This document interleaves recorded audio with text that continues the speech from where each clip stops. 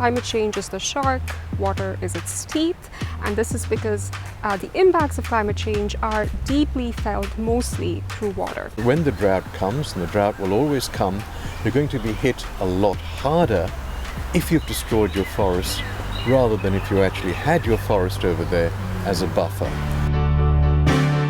Hello everyone, I'm Srimati Sridhar from the Royal Bank, and this is Expert Answers. On today's episode, we're looking at a new report from the Royal Bank titled Droughts and Deficits, and it is in fact the reason I'm outdoors today. Key messages from this report look at the hidden potential of green water for growth impact, the dangers of water deficits for global growth, and the critical need to make drought resilience a priority for low and middle income countries. So, how do we do this and why is it so important? Richard Damania, Chief Economist in the Sustainable Development Practice Group of the Royal Bank, and Isha Zaveri, a Senior Economist in the Water Global Practice, join me on Expert Answers to discuss. So, Isha, let's take a few steps backward and perhaps you can paint a picture for us as to what's really at stake here. So thank you so much, Sri, for having us. Really excited to talk about our new report. So as you said, indeed, water deficits are becoming the new normal. In fact, there are statistics that show that 6 out of 10 people are already in areas that are exposed to water stress for at least part of the year. And the reason is because rising populations and growing prosperity is increasing water demand. And at the same time, human activities are degrading vital water supplies. And so this is creating a global water deficit, which is expanding to new areas around the world, and it's also worsening in places that are already water scarce. And climate change is only compounding, these challenges. It's often said in the water sector that if climate change is the shark, water is its teeth, and this is because the impacts of climate change are deeply felt mostly through water. And so we're going to be facing a world that is going to experience more severe water deficits punctuated by extreme wet conditions. And so think of a picture where you have these collision of two forces of the 21st century. You have population growth on one hand, climate change on the other. And so if you project future population growth and the availability of water up to 2050, what you will find is that there are areas where water stress and water scarcity is expanding and intensifying, and most of these places happen in areas that are often poor, that are sometimes fragile, and that are sometimes in conflict. But despite this growing concern for water scarcity, it is floods and deluges that have really captured the attention of policymakers, and for good reason. These are high impact events, highly visible, that destroy critical infrastructure, they can damage homes and really disrupt the livelihoods of millions. But droughts, on the other hand, they're really difficult to understand. Their impacts often emerge gradually, less visibly, and so they're often called misery in slow motion. They have impacts across different sectors. They can impact agricultural systems, they can disrupt farm productivity. And so what we do in this report is really look back into the recent past, and we take this growing, intensifying water scarcity along with rainfall variability to really understand the overall impacts on economic growth at a really granular scale. I mean, this certainly is a serious issue, right, Isha, especially thinking about it as a misery in slow motion. That does not sound good. And you talk about how it disrupts livelihoods. So I want to get to people. And Richard, I want to bring you in here because in a lot of low and middle income countries, rain does have a direct correlation to economic growth and development. And it also affects other sectors, right? So what are the consequences of a severe drought for a country's economic development? Let's start by talking about the geography of change that we're actually seeing. So what we're seeing across the world now is the areas that are covered in dry episodes are actually increasing. More and more of the globe is encountering drought. That's the first problem that we have. The second problem that we have is that the frequency of drought is actually increasing. And it's increasing in hotter parts of the world. The hotter parts of the world also happen to be the poorer parts of the world, the developing countries. We see no such trend in the cooler parts of the world, which is of course where the richer countries actually are. And what happens when you actually encounter these droughts? Well, you tend to find that GDP, that is economic growth, tends to slow down. Why does GDP growth tend to slow down? One reason is very obvious. You get a drought, there's less rainfall, crops may fail. Not only crops failing, but yields may actually fall, even if you don't get a complete failure of crops. So that, of course, affects the rural economy. But you have these hidden insidious effects also occurring in the cities. What you find in many cities, for example, especially in Latin America, that relies on hydropower, you get a drought, there's less water, therefore there's less hydropower, there's less electricity. That disrupts economic activity in the city. Then it gets a little bit worse. When you have droughts, water quality tends to decline. So you see spikes in waterborne diseases, things like cholera occurring where you have droughts. And of course you always get the poorest people that are most affected. So it's the informal businesses that are most affected. Most often when we think of cities and droughts, people think of things like day zero events that happened in Cape Town, where water supplies fell to such a drastic level that people said it's day zero. But long before you hit day zero, you begin to see the impacts. It's the most vulnerable people in the cities that are most affected by droughts. And I think another nod to how this affects so many different areas, right? This affects health, jobs, well-being, etc. So I think thinking about it that way really helps one understand the scale of the issue here. I do want to talk about one concept that's mentioned in the report, and that is something called green water. So Isha, can you tell me more about this? Because in the report, it's seen as a critical yet kind of underappreciated determinant of growth impact for a drought. So what is that exactly? Because it seems like there's something pretty important to unlock with that. Yeah. So green water is often hidden from sight, partially hidden from sight, I guess, but it is completely intertwined with different processes of the Earth system. So green water is basically moisture that is stored in the root zone of the soil. And these soil moisture levels, one of the key factors that impacts them is the amount of rainfall that occurs over a period of time. And so what our report shows is that if there have been wet episodes in the recent past, if it has been wetter, adequate soil moisture can basically neutralize the harmful impacts of drought in some places.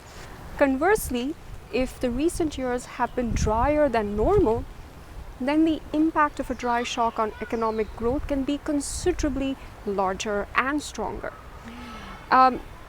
And we also find suggestive evidence that it's really the local and upstream forest cover through which some of these impacts manifest. So what do I mean by that? So forests can really help to preserve green water and maintain soil moisture levels in watersheds. And this is because these roots, they act like natural sponges, and so they can absorb water. It increases the amount of water that can enter the earth, adding to the soil moisture, in turn recharging groundwater. But the unfortunate part is that new scientific evidence shows that we have surpassed the planetary boundary for green water. And what our results show is that the consequences of breaching the safe planetary boundary can also have significant economic consequences.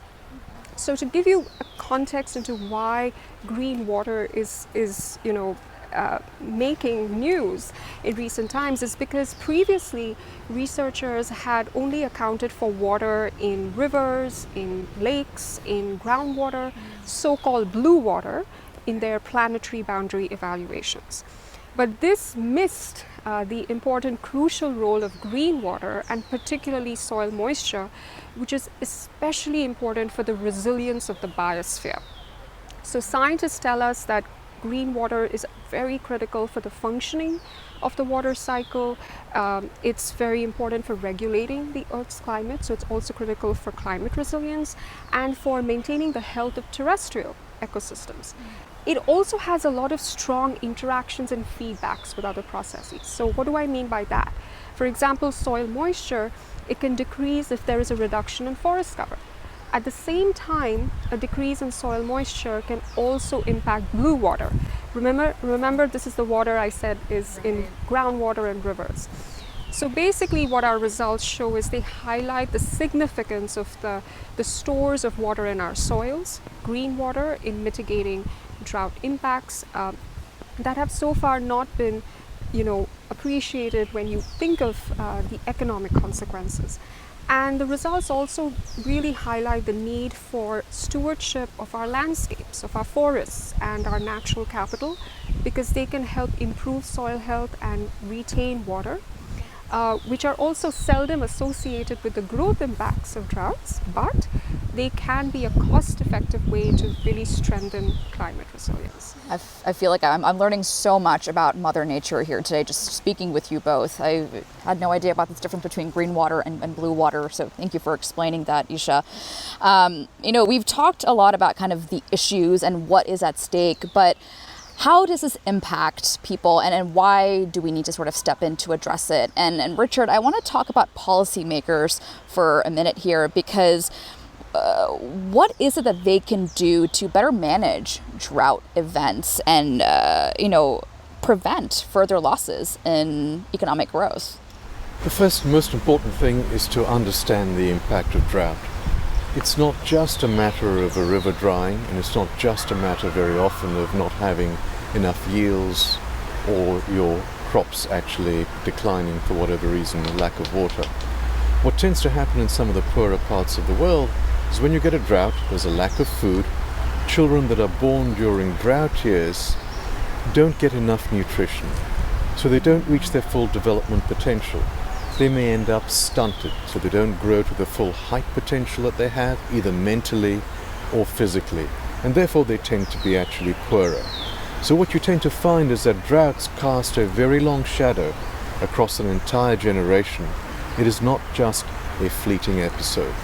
So understanding that tells us that managing drought, we don't just manage what's happening to water, we also have to be very mindful of what's happening to the incomes, especially of poor people. And that is something which has often been missed, because when we think of droughts, we think of what's happening to food security or not happening to food security, and we miss the fact that you get less food and you get all of these hidden impacts that are actually occurring. So the first most important thing to understand is what is actually happening, what is a consequence of drought. Then you can begin to tackle it. And in this case, this example that I gave you, what you would want would be some rural safety nets to ensure that children get enough food. They don't have to endure the consequences that arise when it comes to famine. The second big policy question, which is often ignored, is really what Isha was talking about, the importance of green water. And one of the key things about green water is the amount of forest cover that you have. You destroy your forest, it's not just a matter of biodiversity, it's not just a matter of carbon sequestration, but now you're actually learning that when the drought comes, and the drought will always come, you're going to be hit a lot harder if you've destroyed your forest rather than if you actually had your forest over there as a buffer.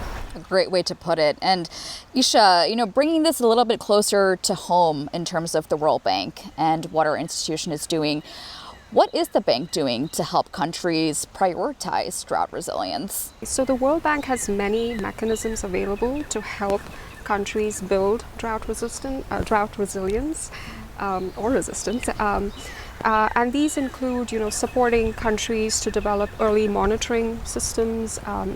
Drought monitoring is really critical to anticipate droughts, and also to help prepare countries to formulate drought preparedness plans. The World Bank also helps countries to identify and also finance, built water storage solutions, as well as natural storage solutions that we spoke of, and also help to manage them as a system in an integrated manner. And finally, the bank helps, support countries across sectors. So this means supporting irrigators or water utilities or other water service providers. And I should note that because there is this growing need for drought preparedness, the water global practice at the World Bank is currently putting into place and developing a cogent and a very focused drought program for countries. And this is going to include diagnostics and analytics, but also regional drought bulletins, and also new assessments so that we can identify really the priority activities that we need to focus on across a menu of investments.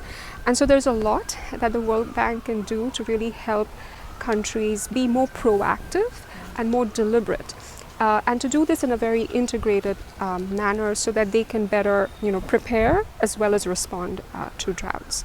And so this is what this new business line is aiming to foster, so that policymakers and countries can really avoid the parched path and the poverty-induced traps that it can cause in the future, and so that they can really chart a new path when it comes to water. Well, this is wonderful to hear, Isha. I know we've talking about something that's very serious, and we've really unpacked a lot. But I think we've also talked about ways we're addressing this so that countries can mitigate some of the more drastic effects. So before I let you both go, I'm curious to hear what makes you both hopeful when you think about the future that lies ahead, given everything we've spoken about here today. This new finding in our report about the stored water in our soils.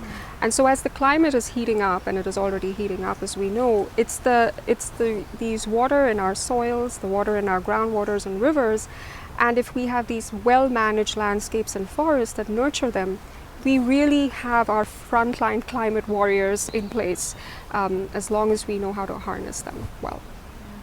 And Richard, what are your thoughts? I fully agree with that, but we would never have got to that result if we didn't have the data and the information. And this new world that we live in, with so much more information and data, allows us to discover these things. And that makes me optimistic, because hopefully if you understand what's happening, what the cause is, you can begin to tackle the right solution.